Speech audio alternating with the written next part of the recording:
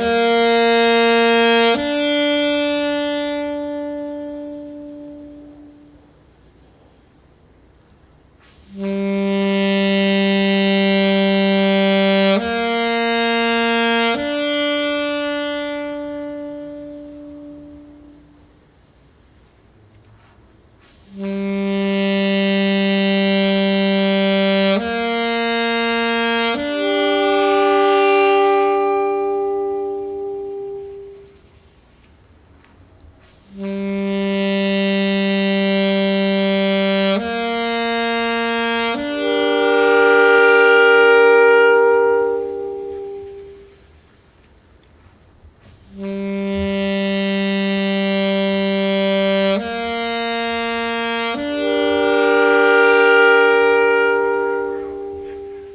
Western Washington.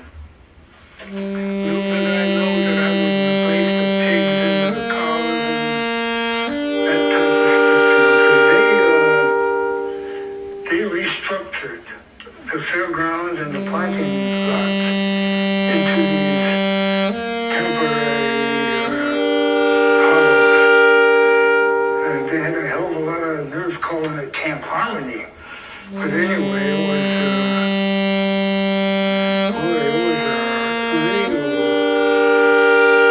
traumatic type of living, where you're in the former stoves where the pigs and the cows and everything else were temporary shacks. That just the walls went up so many feet off the ground.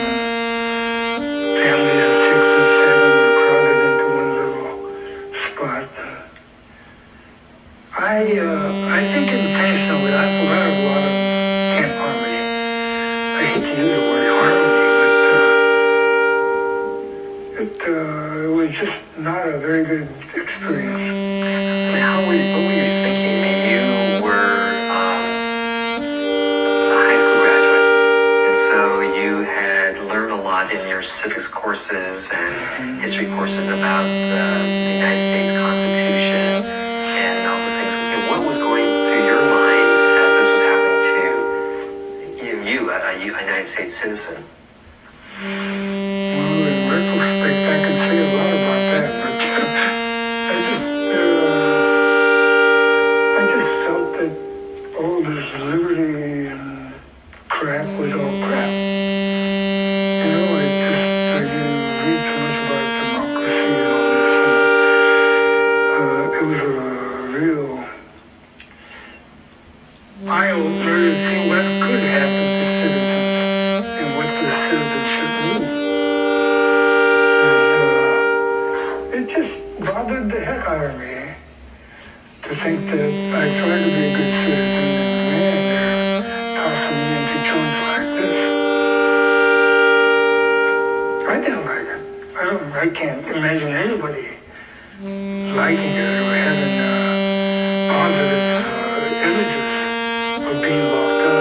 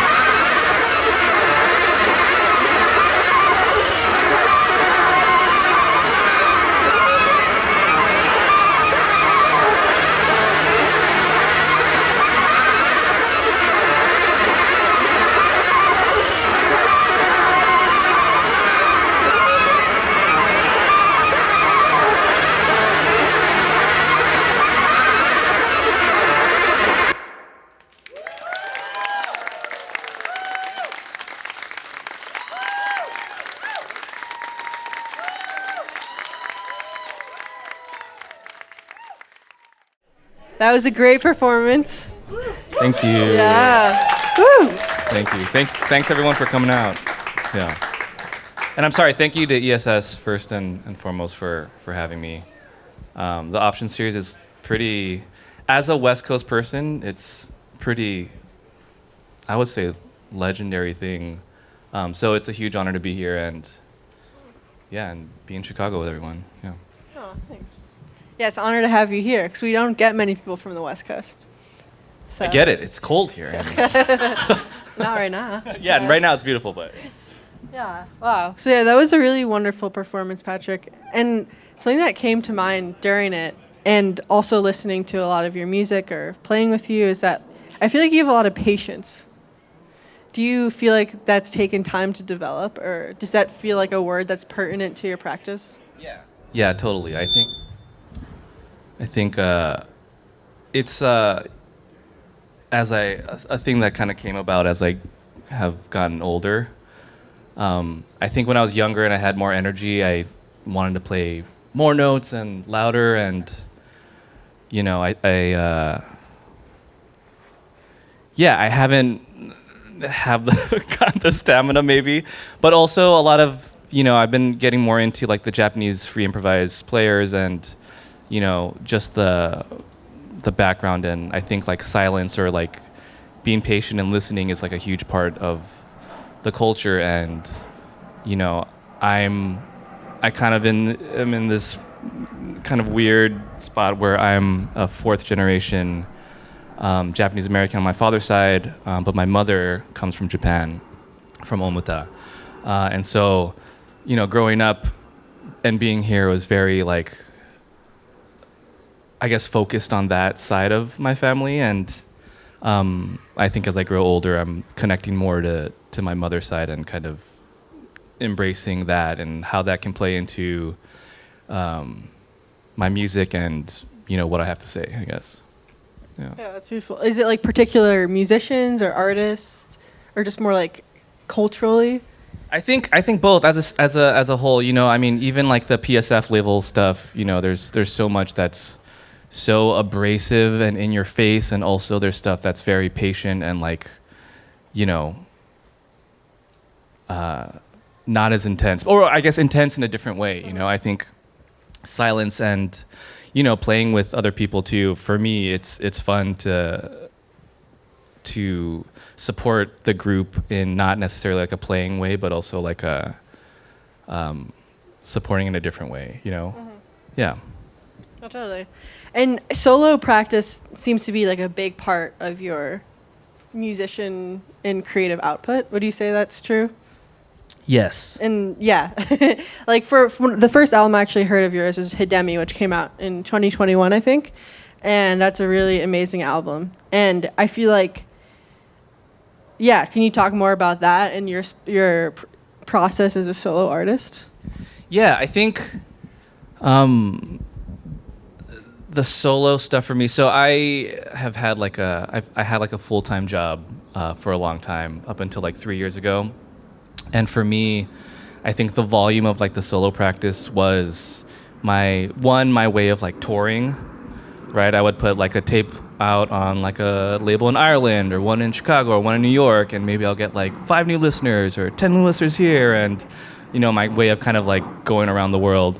But also, albums, especially in like a free improvised setting, right? It's like a moment and then it disappears. And for me, I think capturing that moment and maybe listening back, I'm like, oh, I see what I was trying to do here, and now 5 years later, I'm doing it better, or just kind of seeing it as like a snapshot of where I was, because I don't think I'll ever make a perfect record. I don't know if that exists, and I don't know if I'm really interested in making something like that. But just trying to be true to myself and have like an honest discography, even though that means that there's a lot of mistakes in those records, and maybe I get a little sad when I hear them. But yeah. Well, yeah, it's like they're a document of a place and time, which I feel like your music it seems like it's very in conversation with not just the present, but also like the past, because a lot of the themes of your work have been of like family, and yeah, I guess how has that also come into it? Yeah, I think I've had a complicated thing with my family and music. I think my parents really wanted me to be a doctor or a pharmacist or a dentist or a lawyer or the Asian way, and it just didn't happen for me. And but music for me was a way to kind of process what I'm going through, and a lot of that was, looking back to finding out about my grandparents on my father's side being in the concentration camps during World War II and how I felt about that. And, there's this thing where, or also like, on other records, just like loss and how I deal with that. And I think looking back is, for my practice, important, and I think it's also important to remember those things. Like the camps happened during World War II, which was not that long ago, but some of these sites are, there's new camps in like Florida for deporting people, and it's the same fucking shit, and maybe if more people remembered it, maybe it wouldn't happen, maybe not. But I think, being able to speak on my family's experience and be loud about it, maybe in an annoying way, but just be like, hey, this has happened, let's not have it happen in 2025. No, I appreciate you saying that. I mean, it seems like even for having, complicated relationship maybe with your family, or I don't know if complicated is the right word, but you It's still complicated, yeah. It's complicated. You still feel like you do incorporate them a lot into your work, because I was just watching the video, The Light Is Not Afraid. Yeah. And that's a piece that you put out last year on Sub Pop Records, right? And I think it's like you're with your family visiting. I am with my family, yeah. And I thought it was like so cool. It's like your family is like in the video, and you're visiting the World War II memorial, right? Is that? Yeah. Yeah. Can you talk about that video? It was really like beautiful. Thanks. The whole Sub Pop singles thing was, I think, very cool, and I don't think, probably nothing that cool will ever happen again. So I wanted to like take full advantage and be like, yes, here we go. And so there's this book that was housed at the Japanese American History Museum that has all the names of everyone who was incarcerated during that time. And you can go and put like a little stamp next to your family members. And then it's going to get housed in like Washington, D.C. Cool. Probably not that cool, but so we went as a family. We like was able to get everyone in the family together on the free day and then go and put these stamps on our family names. And I thought it was like, this moment will never happen again. It's a nice way to, I think, honor what I've been doing with my family and, Japanese American history, and kind of just documenting that. Because, I think Japanese Americans know about it, but maybe not necessarily, the world might not know that's happening. So, it was fun. I didn't really tell my family that I was gonna do that. That's what I was gonna ask you. Did they know? It was nice. Yeah, my aunt was like, "What are you doing?" I was like, "Don't worry, just do your thing." Did they see the video? I don't know if they saw it. Maybe. Yeah. They should watch it. It's cool. I mean, I thought it was really beautiful. Thanks. Yeah. And you also incorporate, like you were saying the other night, that Hidemi is like that cover is your grandpa. Yeah. So Hidemi, I think, was my favorite cover. It's like a photograph that my aunt found of my father and my grandfather, who I was named after. Hidemi is his first name. Patrick is his middle name. I never met him, but I was named after him. And so it was kind of my way of like honoring that. And also the photo is very hard, like very cool. It's like, how can this not be? If you're not familiar, you should look it up. Yeah. You don't have to listen to music, but look at the photo. The photo is very good, I think. Yeah, it is a great picture. Yeah.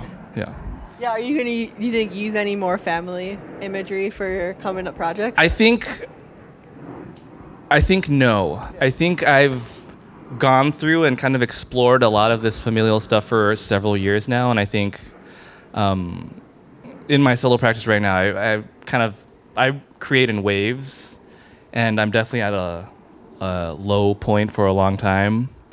So I've been writing some poetry kind of as like another way to be creative, and that's been also like reflecting on my family. And I kind of finished a manuscript, and so I think both of those things are kind of like a nice bookend for that chapter of, whatever the music is. And I don't know what's going to come next, but hopefully it happens soon.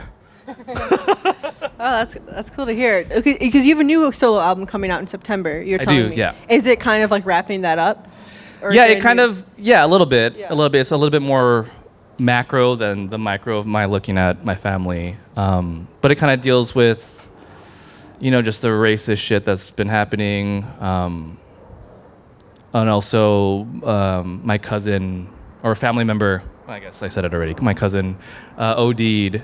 And so it was kind of just my reaction to that and how, an accidental OD, you leave your kids, you leave family behind, and what, I imagine what he would be thinking about as he like went to the spiritual world. But the title is called Forgetting is Violent. And kind of like I was saying earlier, how I think remembering and keeping these things with us is important, Yeah, thanks. I feel like you're like a musician who really incorporates poetry and like words very interesting. Like it for me, like it just, I really admire that about you, like how you do both. And I actually didn't realize that you're also a poet. Yeah, it's like a new thing. I wouldn't say I'm a poet, I think I'm one day maybe I will, but yeah. Do you feel like it connects or like enhances like the music side, or like they both work together? I kind of look at it as a different thing, especially in this music there's no words really or lyrics, the only thing you could kind of add is like the cover art for the imagery, the song titles, and also words are very difficult, so I kind of look at it as a separate thing. Okay. Yeah. Well, you were playing though some like audio samples, like voice memos. Yeah. And were the words important to it, or is it more like the texture and like timbre? The words were important, even though it wasn't as loud maybe this time. But the words are definitely important, yeah. Yeah, so you do like incorporate it into the music. Yeah, totally. That's cool. Yeah. Well, that's great. And also, I think like you are a very accomplished like solo artist, but you also have collaborated with so many people, and I feel like that's something that seems very key to your practice as well. And I guess how do you kind of go between those worlds of collaboration and solo work? I think collaborating is one of the joys of music, I think discovering new music and listening to shit for the first time and being like, wow, this resonates with me 1000%. And also collaborating and like making new friends and like, we collaborated. That was fucking awesome. I've collaborated with several people in the audience, and I think every experience brings out maybe something new in my own playing, right? I want to be myself, but I also want to contribute to our collective sound that we're making. And so, that makes me try new things or maybe stretch in a different way and listening back and then, maybe I could incorporate this into my solo practice, and I think I found a lot of things that I necessarily wouldn't have found if it wasn't for collaborating. Yeah, no, totally. Did you come up to like playing in bands? Was that kind of your first way into music? Yeah. So did you start with saxophone? I was a good Asian boy and I learned piano at 5. But saxophone I learned in like middle school, and I think that was the one that I felt like I could really express or like truly be myself, Yeah. And you were like playing in bands with saxophone. Yes. Yeah. Yeah. That's awesome. Yeah, because you're also in some more like rock and metal bands, and I was reading some things that you said you were in high school. You were doing that as well. I mean, I was trying my best to. Yeah. Where I grew up, it wasn't very. I don't want to talk shit on my. No, well, let's just say the only band I could find was a Led Zeppelin cover band. Yeah. when I was, a sophomore, junior, and I was like, you know what, I'm gonna take it, because this is better than nothing. Yeah. And it wasn't until like post high school where I started finding more, people into like art music and art rock, Zool music, and free improv stuff, and then that kind of led like in different directions. And you found that in LA? Yeah. Yeah. Are there particular like musicians that stood out to you as you were coming up?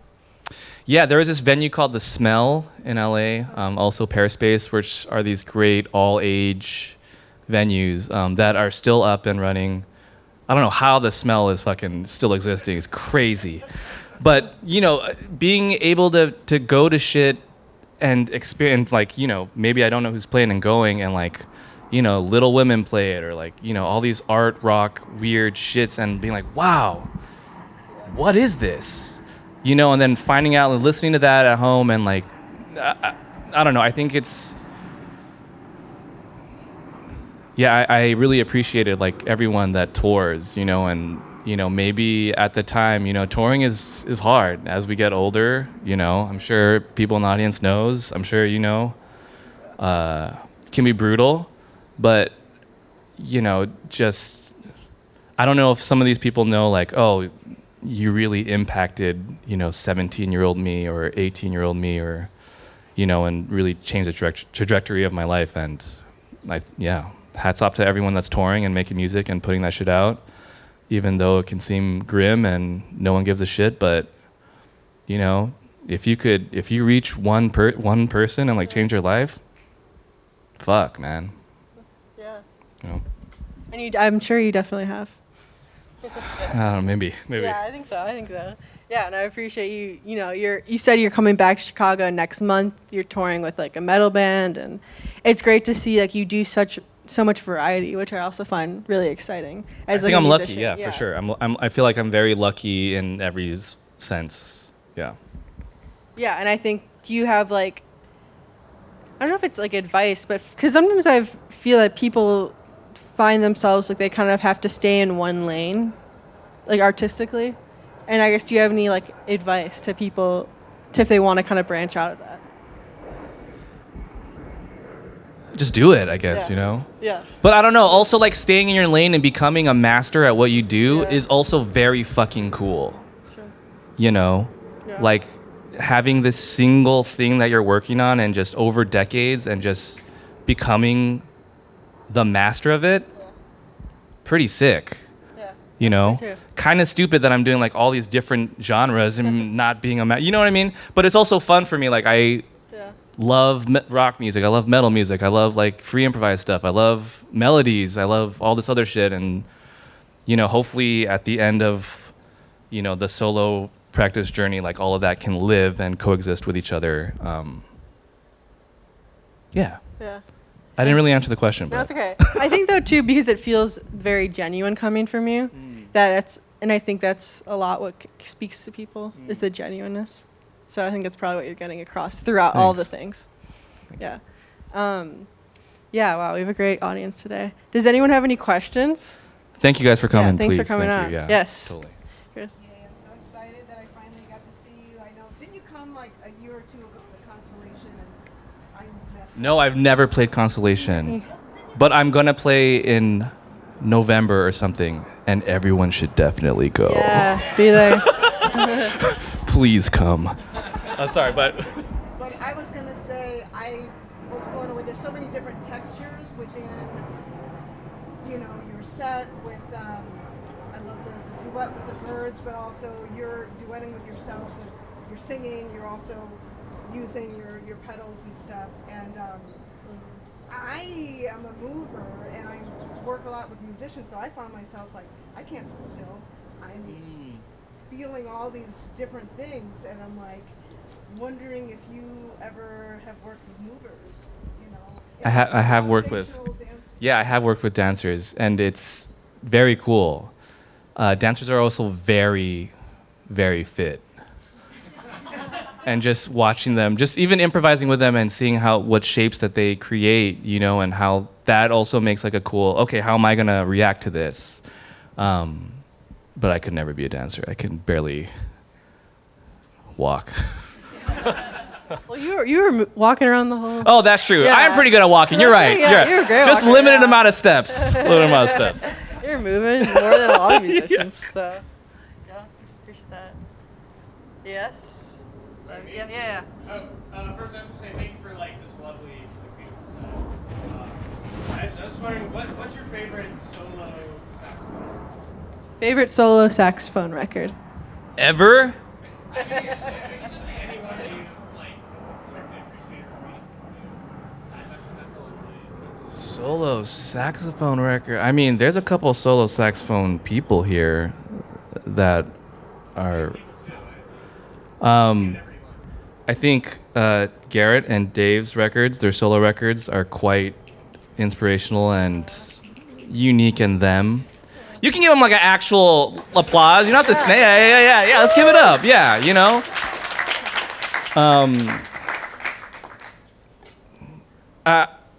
I think solo's a hard thing, and you know, I think solo saxophone especially is a difficult thing. You know, to carry someone's attention with one instrument even is, you know, can be challenging. You know, not. Yeah, it's fucking hard. But I think just solo records in general, you know, I think are super inspirational. And how one approaches, you know, a set or a record as one person. You know, electronics definitely helps. Thank you.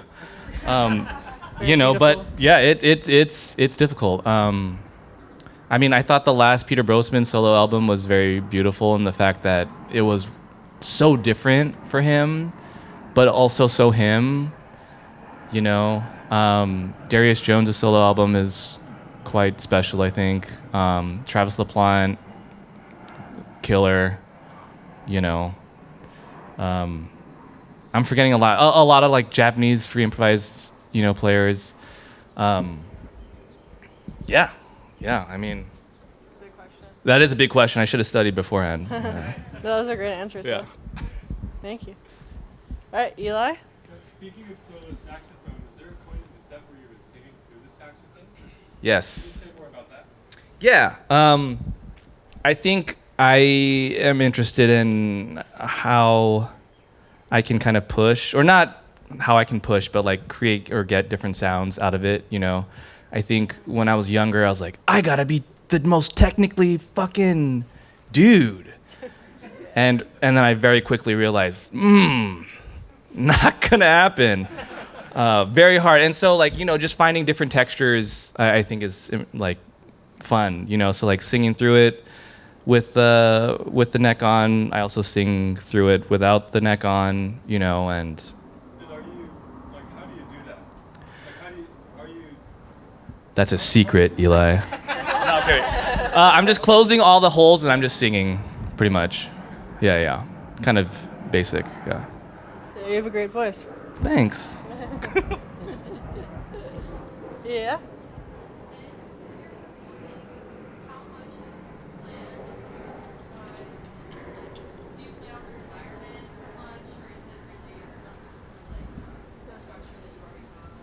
Totally. I think it depends on what I'm doing. You know, I think like when I'm opening for a band and it's a tight 30-minute set, then I kind of have to have like kind of set parameters as far as what I'm going to do, so I don't go too under or go too over.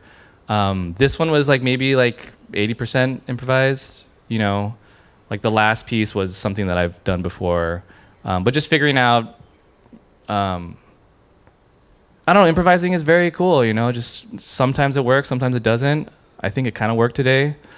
But just, you know, I think also having that what's going to happen, you know, can kind of put on like this positive pressure, you know.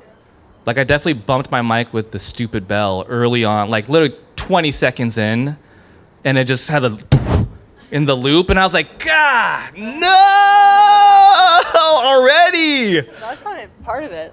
Yeah, it was totally part of it. You're right. It was all intentional. Yeah. But yeah. That's great. Yeah. Okay. I felt like you were saying sometimes words and vocals can happen in just like transition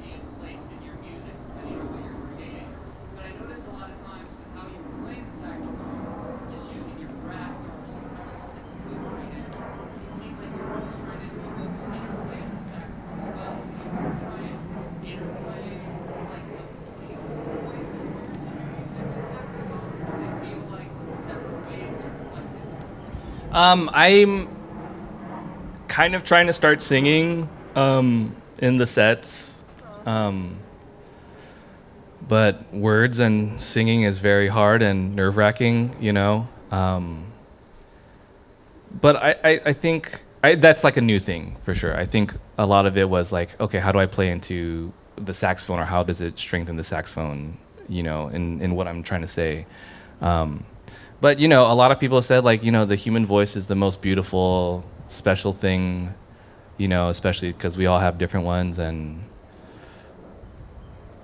But it's also hard. Not all of us are good at singing, and, you know. But anyways, that's all to say. I think I'm at a point in my practice where I think I can insert some words and some melody from myself and have it positively affect what I'm trying to say or the set as a whole. You know, I don't think I'm gonna do like a rock set or like a singer-songwriter set, but like these little placements, you know, in the set can be impactful in a positive way.